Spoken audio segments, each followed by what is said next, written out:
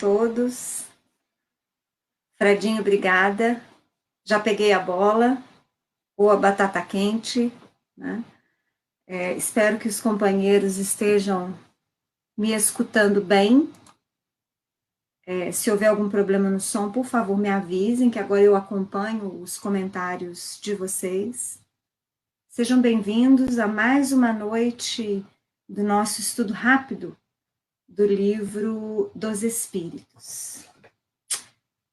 O Dalai Lama, na contracapa do livro Código da Vida, de Kazuo Murakami, ele disse as seguintes palavras: a humanidade do século XXI enfrenta desafios que não podem ser resolvidos só pela ciência ou só pela religião. Precisamos fundir nosso conhecimento espiritual com o conhecimento científico moderno para superar o sofrimento. Esse livro, Código da Vida, de Kazuo Murakami, esse é um cientista muito reconhecido, um grande dos principais geneticistas do mundo. E ele vem desenvolver, nesse livro Código da Vida, uma série de raciocínios que se aproximam muito daqueles que nós, espíritas, estamos também buscando a desenvolver. Retornamos hoje, demos início, então, novamente, ao estudo do Livro dos Espíritos, no capítulo 1, Deus. E é justamente por conta dessa necessidade atual da humanidade, de entendimento e de compreensão para que possamos superar o sofrimento, que nós espíritas buscamos, então, através deste estudo, a compreensão não só de Deus, mas de suas leis que regem as nossas vidas. Nós paramos na questão 9 ontem. Então, hoje, dando seguimento, vamos começar o subtítulo Atributos da Divindade. Na questão 10, Kardec pergunta: pode o homem compreender a natureza íntima de Deus? Não, respondem os espíritos. Falta-lhe para isso o sentido. É muito interessante essa resposta dos espíritos, porque eles nos trazem nessa simples resposta uma possibilidade. E a temporalidade da nossa imperfeição e, portanto, daquilo que nós podemos acessar a título de conhecimento, de compreensão de Deus. Ou seja, eles não nos dizem, não, vocês nunca vão compreender a natureza de Deus, mas nos dizem que, por ora, nós não o podemos compreender em absoluto, integralmente, porque falta-nos um sentido. Nós vamos perceber, então, aí implicitamente, esta noção de desenvolvimento, de evolução constante do ser espiritual que somos. Em vários olhares para a humanidade, para as civilizações, nós vamos ver constante evolução da criatura. Até mesmo no campo da mediunidade, nós espíritas, se fizermos um estudo acerca de como era a mediunidade na antiguidade, ou mesmo no século XIX, quando da codificação, e fizermos essa análise comparativamente com hoje, nós vamos ver progressão, características novas, principalmente nos homens, ou seja, nos médiuns. Então, digamos assim, se nós estamos em constante evolução, aperfeiçoamento, aprimoramento, teremos no futuro novos sentidos, desenvolveremos mais ainda as capacidades que hoje já possuímos, ampliando a nossa percepção, a nossa sensibilidade, o nosso entendimento. E lá, mais evoluídos, nós conseguiremos compreender em absoluto a Deus. Kardec continua: será dado um dia ao homem compreender o mistério da divindade? Isso na questão 11. E aí, por que ele fala mistério? Porque muitas das questões que eram dirigidas às religiões tradicionais e dogmáticas do século XIX, e muitas que ainda nós iremos encontrar agora, mesmo agora no século XXI, muitas questões são respondidas tão somente: isso é um mistério de Deus.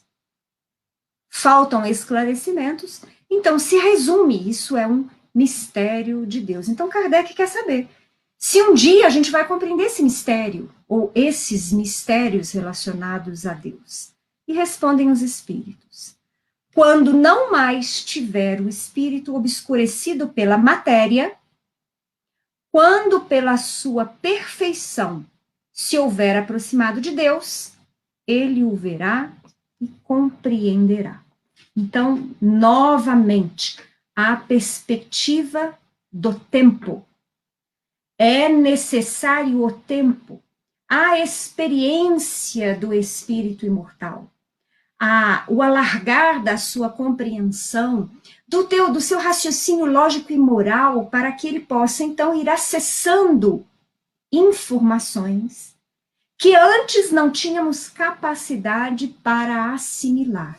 Se nós fizéssemos uma viagem muito rápida ao tempo de Jesus, conosco na Terra, nós perceberíamos que uma das grandes motivações que Jesus teve para nos falar através de parábolas, se utilizando de personagens da época, de figuras, de profissões e de características da época, basicamente foi essa forma utilizada por Jesus, porque essas formas nós podíamos assimilar àquele tempo. E olha que muitos de nós, lá estando, não o compreendemos.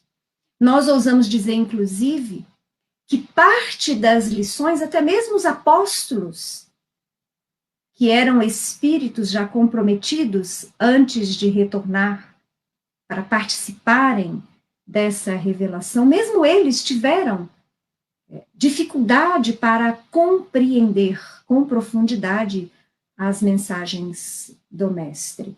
Muitos deles foram compreendendo e desenvolvendo a sua sensibilidade num contínuo de aprendizado após a morte física de Jesus. Então, conosco não seria diferente, né? Nós vamos perceber, por exemplo, o progresso, a evolução, a ampliação de informações de esclarecimentos na própria doutrina que os espíritos nos trazem constantemente, porque ela não cessou. A doutrina espírita não cessou de ser construída. Nós estamos estudando o Livro dos Espíritos, que foi o primeiro livro publicado por Kardec, porque ele é a base, a estrutura de um edifício, mas esse edifício de conhecimentos sobre os espíritos que somos e os mundos em que vivemos, esse edifício ainda está em construção e permanecerá em construção por um tempo que nós não podemos definir, porque nós só podemos compreender relativamente um término do nosso aprendizado quando atingirmos a perfectibilidade relativa, quando já espíritos puros. E aí nós ainda necessitamos de um longo caminho e tempo a percorrer. Então, é a realidade da nossa imperfeição, da nossa inferioridade, da limitação nossa de compreensão, de linguagem. É claro que ela interfere naquilo que os espíritos nos trazem a título de esclarecimento. O próprio Mestre nos disse para não jogarmos, atirarmos pedras aos porcos. Não que nós sejamos porcos, mas da mesma forma que nós não podemos ter um professor universitário ensinando matemática financeira para alunos de CA, ou de maternal, porque eles não entenderiam aquilo que está sendo passado. Nós não podemos, nós precisamos, aliás, compreender que também os espíritos vêm nos trazendo informações novas informações, novos esclarecimentos complementares à base trazida de conformidade com o nosso avançar. Na questão 12, Kardec pergunta: embora não possamos compreender a natureza íntima de Deus, podemos formar ideia de algumas de suas perfeições? Então, Kardec aí já concluiu, ele entendeu o que os espíritos disseram, que por ora, essa natureza profunda de Deus nós ainda não conseguimos compreender. Mas aí ele pergunta, mas mesmo a gente não compreendendo em absoluto essa natureza divina, nós podemos ter alguma ideia das suas perfeições? E aí eles respondem: quando dizemos que Deus é eterno, infinito, imutável, imaterial, único, onipotente, soberanamente justo e bom, temos ideia completa dos seus atributos. Olha só que interessante essa questão trazida pelos espíritos. Deus é eterno, ou seja, ele não tem começo e não tem fim. Nós, por nossa vez, somos espíritos imortais, porque nós tivemos um começo, mesmo que ainda hoje ele permaneça sendo uma incógnita para a criatura encarnada. Mas nós sabemos que somos criados pelo Pai, então tivemos um momento de início. O nosso princípio inteligente iniciou-se em algum ponto da longa trajetória milenar na criação do universo. Mas nós não teremos fim, por isso somos eternos. Mas Deus, por isso somos imortais, mas Deus é eterno, porque não tem começo e não tem fim. Ele não tem começo, porque se ele tivesse começo, a gente teria que pensar em algo anterior a ele. E aí esse algo anterior a ele é que o teria criado, é que o teria antecedido. Então Deus não tem começo. Deus é infinito, justamente dentro daquela concepção de que nós ainda não conseguimos mensurar o que seja Deus. Nós ainda não conhecemos com profundidade, integralmente a Deus. Ele é infinito. Ele é imutável. Porque Deus não é matéria. Ele difere em absoluto da matéria. E a característica, talvez uma das principais características da nossa matéria, é que ela está em constante aperfeiçoamento, em constante evolução, né? A matéria, por si só, é mutável, quando Deus é imutável. Daí as suas leis, pelas quais ele se faz presente no universo, serem todas as leis imutáveis divinas. Deus é imaterial, corolário daquilo que nós acabamos de falar. Ele não é matéria, ele é algo muito além da matéria e do princípio que nós somos. Então, nós podemos afirmar que ele é imaterial. Deus é único e onipotente, porque ele é a força criadora primeira. É a inteligência suprema, como os espíritos já nos responderam na questão número 1. E justamente porque é único, ele é onipotente. Então, as suas leis são imperiosas em todos os universos. Não há ninguém superior a Deus, superior ao nosso Pai. As suas leis são regras destinadas a todos os seres da criação. E ele é soberanamente justo e bom. Se nós imaginarmos um ponto que seja de imperfeição, esse Deus não é o Deus. Porque o Deus, inteligência suprema, causa primária de todas as coisas, não pode ter nenhum ponto sequer de desigualdade, de injustiça, de mal, de falta de compaixão e de misericórdia. Ou seja, o Senhor, nosso Pai, é perfeito em absoluto. Não existe em absoluto nada nele que denote inferioridade, pequenez, trevas, imperfeição.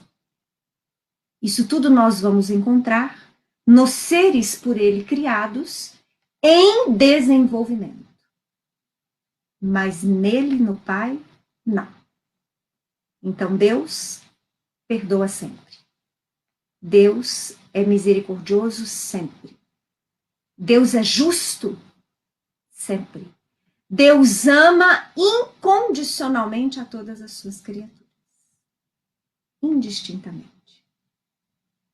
Mas a resposta a essa pergunta de Kardec, se Deus era tudo isso, os espíritos respondem: do vosso ponto de vista, sim, porque credes abranger tudo. Olha, mais uma vez, lembra quando eu falei, aula passada, na retrasada, não me recordo, que em várias questões nós perceberíamos que Deus, que os espíritos nos indicam limitações na nossa compreensão e no nosso linguajar, e, consequentemente, limitações na mensagem que eles nos trazem. Então é isso, eles falam assim, do vosso ponto de vista, quer dizer, daquilo que nós sabemos, percebemos e sentimos, bom, desse ponto de vista, é isso mesmo. Deus é tudo isso que Kardec falou. Imutável, infinito, eterno, imaterial, único, onipotente, soberano, bom e justo. Mas existem mais coisas. Mais coisas que Deus é. Mas que fogem, por hora, do nosso ponto de vista. Continuam os espíritos. Sabei, porém, que há coisas que estão acima da inteligência do homem mais inteligente, as quais a vossa linguagem, restrita às vossas ideias e sensações, não tem meios de exprimir. Ou seja, mesmo que os espíritos quisessem nos trazer maiores informações e esclarecimentos sobre características do Pai, as nossas limitações no linguajar, na compreensão, limitariam o recebimento destas informações. Por quê? Porque o nosso linguajar, aquilo de que falamos, e basicamente aquilo que é fonte, então, dos nossos pensamentos, do nosso entendimento, baseia-se naquilo que nós temos contato, nas nossas ideias, nas nossas sensações. Então, nós temos limitações próprias, características nossas desta época do nosso espírito. Mas no futuro, mais ampliados, mais perceptivos, mais inteligentes, muito mais avançados em compreensão, mais informações nós teremos acerca de tudo que Deus é. Continuam os espíritos. A razão com efeito vos diz que Deus deve possuir em grau supremo essas perfeições. Porquanto, se uma lhe faltasse, ou não fosse infinita, já ele não seria superior a tudo, não seria, por conseguinte, Deus. Para estar acima de todas as coisas, Deus tem que se achar isento de qualquer vicissitude e de qualquer das imperfeições que a imaginação possa conceber. E aí, esse subtítulo nós encerramos. E vamos entrar no último subtítulo desse capítulo 1, que tem como título o panteísmo, tem subtítulo o panteísmo. Mas eu queria ressaltar essa frase que vocês estão lendo, que eu acabei de ler na resposta da questão 13, para que vocês meditem sobre isso. Há coisas que estão acima da inteligência do homem mais inteligente, as quais a vossa linguagem restrita às vossas ideias e sensações não tem meio de exprimir. Vejam só, se o Espiritismo tivesse chegado um século antes, 2 séculos antes, ele não teria prosseguido, porque nós não teríamos linguagem o suficiente, nem raciocínios para acompanhar o que os espíritos vinham trazer.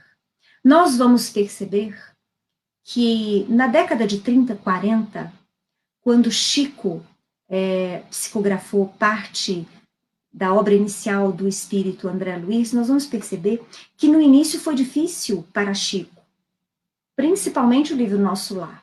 Ele guardou um tempo esse livro, porque ele achava que as criaturas não iriam compreender, iam achar que ele estava mistificando. E isso efetivamente se deu no início, né? Alguns espíritas, inclusive, chegaram a questionar vamos dizer assim, a clareza da mediunidade de Chico. E isso tão somente porque André Luiz vinha trazendo esclarecimentos, novas informações, e que nós percebemos hoje não contradiziam de modo nenhum a obra da codificação. Então vocês vejam a dificuldade que é para nós, espíritos encarnados e espíritos desencarnados nos planos mais próximos à Terra, de acompanhar esse avançar do conhecimento espiritual. E daí nós compreendemos por que Kardec nos alerta a todos espíritas. Espíritas, amai-vos, instruí-vos.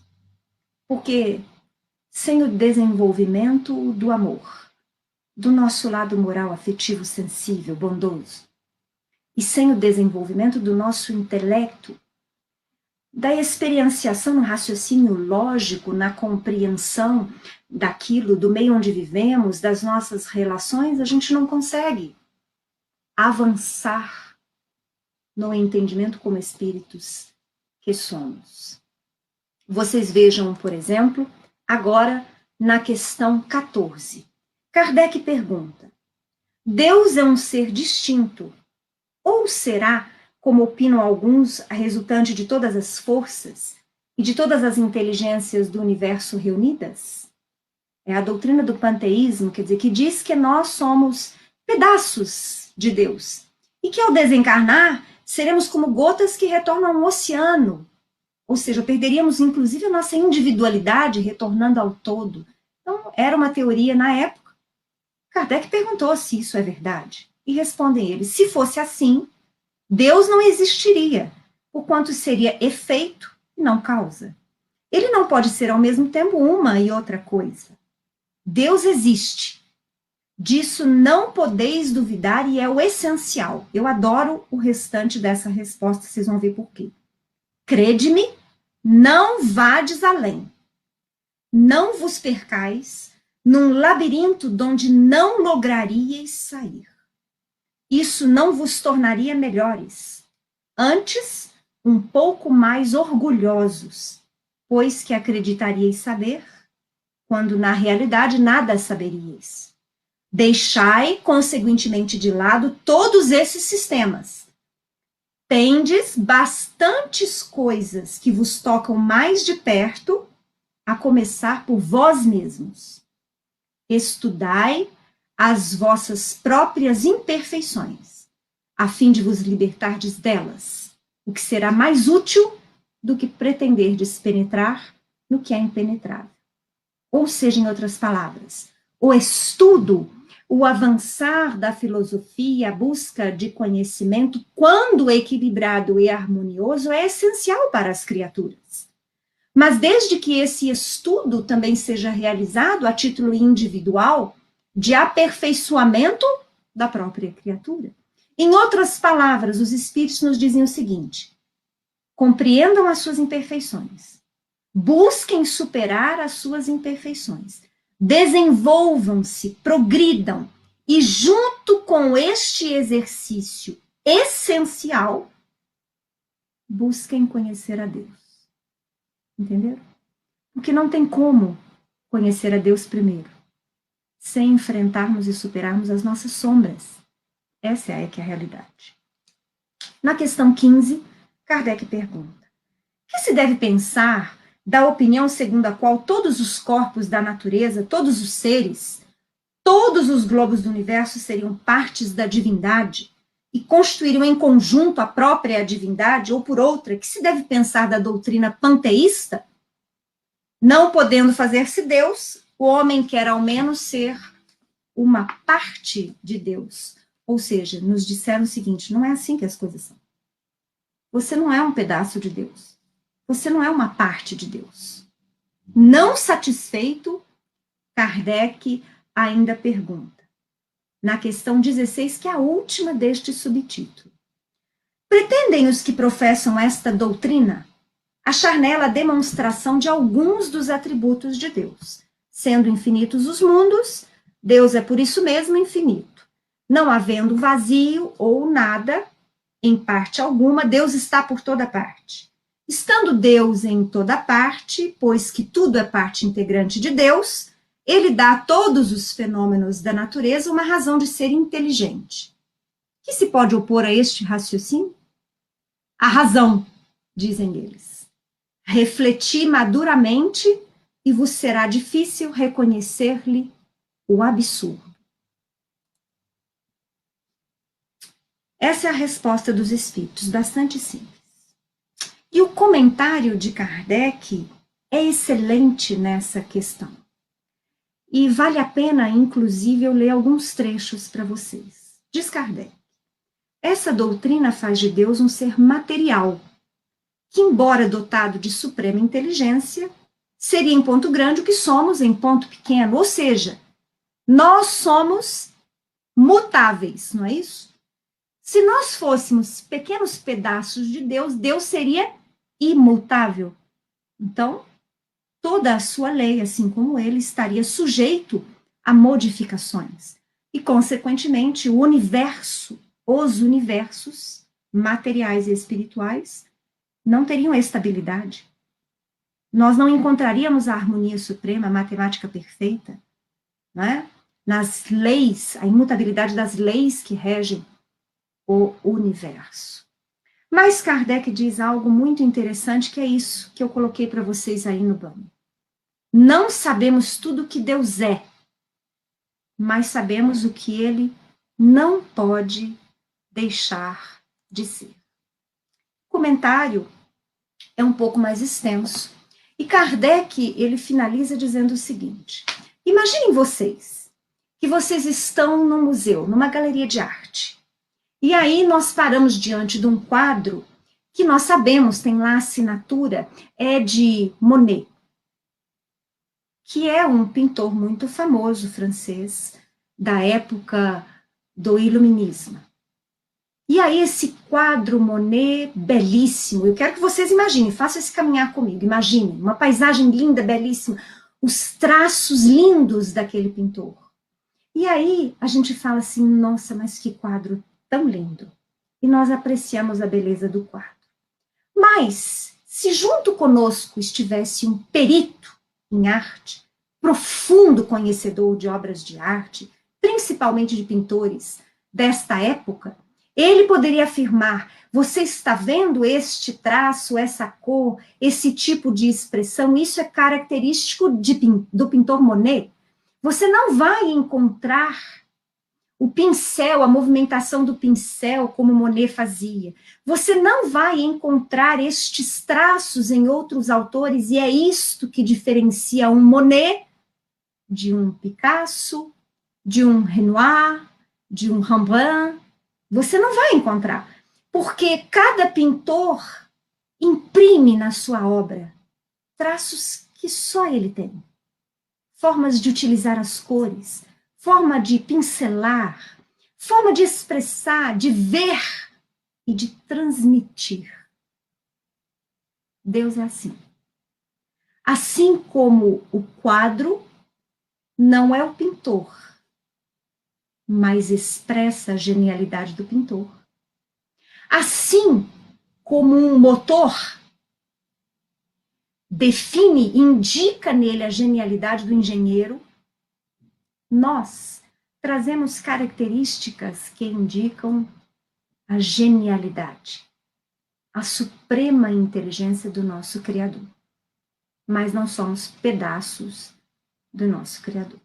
E aqui a gente encerra esse capítulo 1 do livro dos Espíritos, e eu quero agradecer a presença da Maria Lúcia, da Alessandra, da Vita, da Amabile, da Viviane, do Agnaldo, meu professor de StreamYard, sem ele nós não estaríamos aqui. Agradeço a presença da Magali, do Carlos Caiafa, meu tio por empréstimo muito querido, da Suzélia Alcântara, da Elisete e de todos os outros que ao longo dos próximos dias irão acessar essas nossas aulas breves, 30 minutinhos só. Agradeço muito a presença de todos vocês, espero que vocês tenham gostado, espero que não tenha sido cansativo. Aí, já atravessamos o primeiro capítulo. E na semana que vem, na terça-feira, às 7 horas da noite, nós estaremos aqui de retorno para iniciarmos o estudo do capítulo 2, se Deus quiser. Uma boa noite a todos, um bom final de quinta, uma boa sexta, bom fim de semana. Um grande abraço.